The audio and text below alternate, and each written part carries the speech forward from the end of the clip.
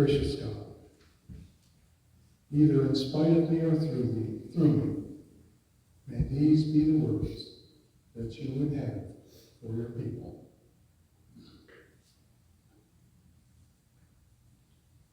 God does everything on purpose. He decided at the beginning of time that he needed a helper in the Garden of Eden. So he created the first human and named him Adam. But to continue this partnership with Adam, who also needed a partner, so God in his wisdom created Eve as a co-worker for Adam in the care of the garden, and to extend the first family on to the next generations. Throughout human history, family units have played the most important role in the expansion of humanity. Men and women are joined together in their families, by their families in the past, or through common consent in our modern world, for the purpose of creating a family, raising children to become adults, and hoping that those children will repeat the process with partners of their own choosing, so that the family values and traditions that God has presented might be carried on to the next generation. So it's not unusual that God decided that his Son would come to earth as the Messiah in a family. The unusual part of Jesus' story is who God chose to be the earthly parents of his Son. We're quite familiar with Mary, that teenage girl from Nazareth, betrothed to Joseph, who is also from Nazareth, and whom God has chosen to bear the child. Mary is viewed as the fulfillment of Isaiah's prophecy in our Old Testament reading this morning. Therefore the Lord himself will give you a sign. Look, the young woman is with child and shall bear a son, and shall name him Emmanuel. The Septuagint, or Greek translation of the Old Testament, translated the Hebrew term young woman into virgin, giving us the Old Testament reference used by the Gospel of Matthew in verse 123.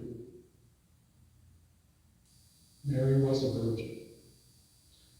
Mary and Joseph were chosen by God to be the earthly parents of Jesus.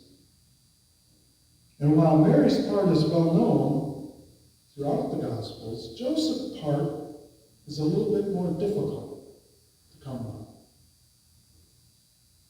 Joseph's story describes someone who has emerged triumphant after a severe test.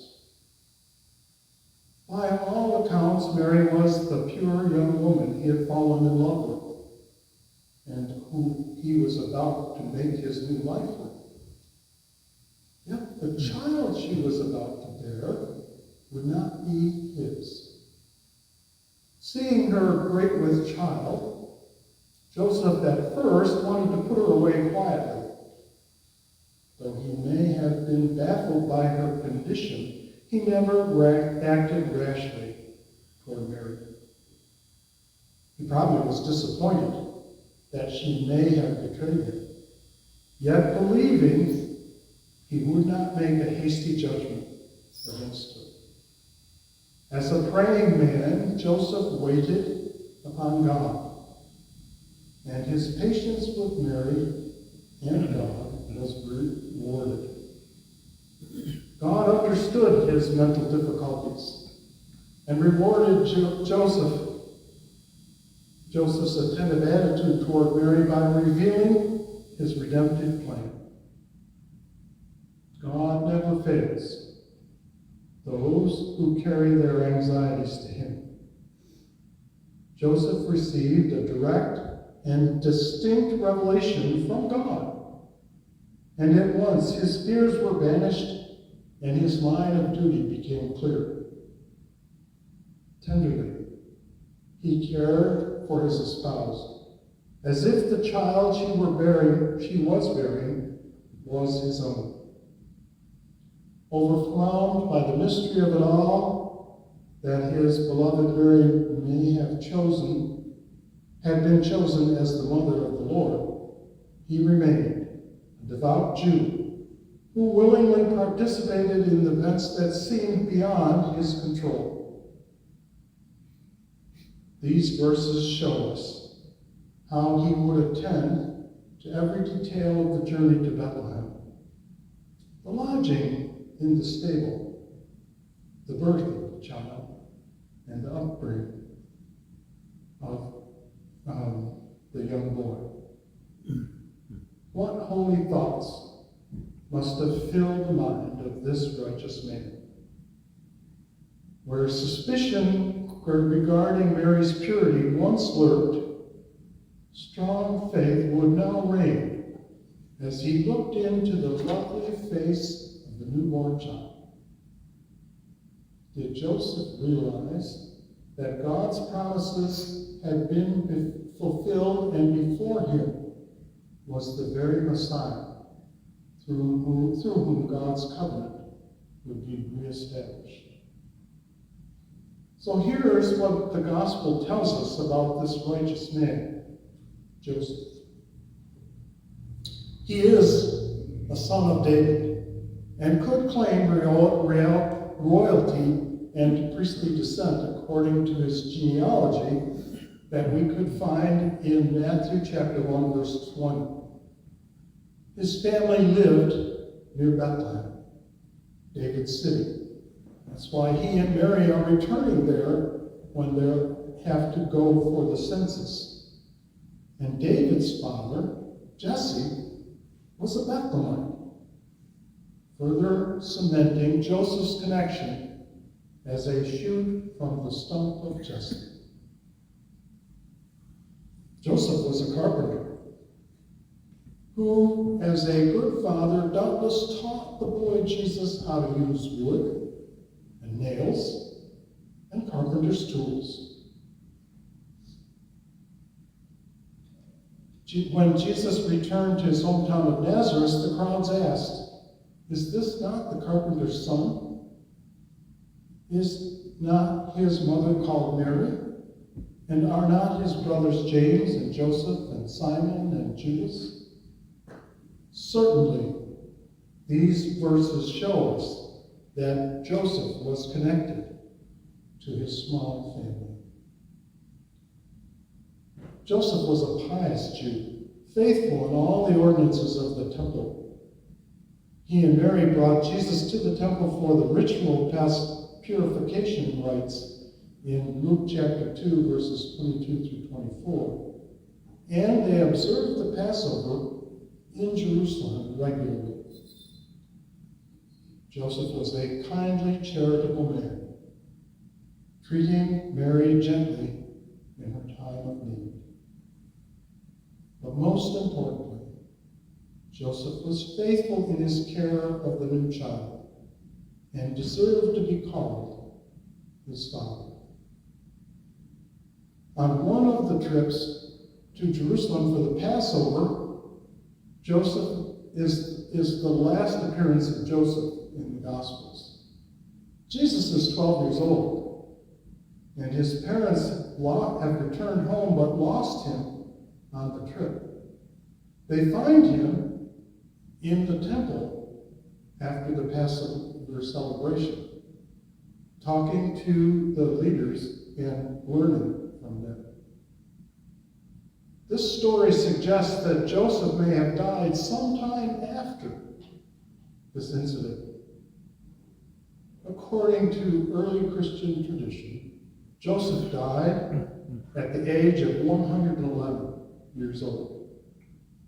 And Jesus at that time was probably just 18 years of age. All these verses paint a picture of a devout, middle-class Jewish man who loved God, loved his family, and his wife.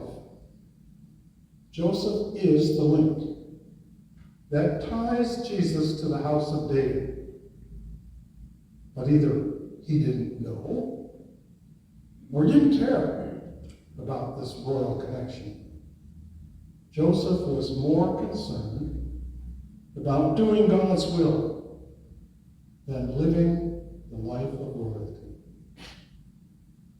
The ultimate expression of Joseph's love is found in the last two verses of our gospel reading this morning.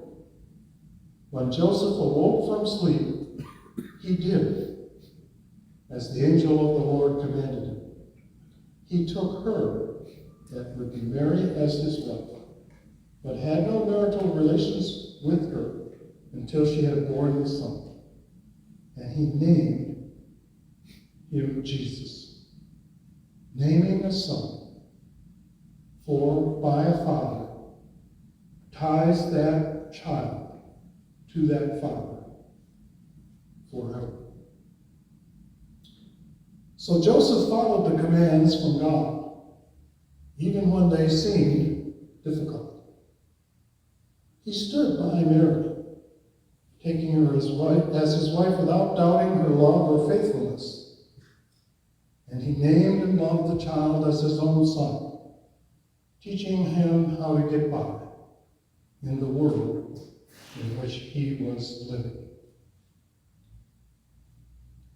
So God works in mysterious ways. He chose Mary and Joseph to be the earthly parents of his only begotten Son.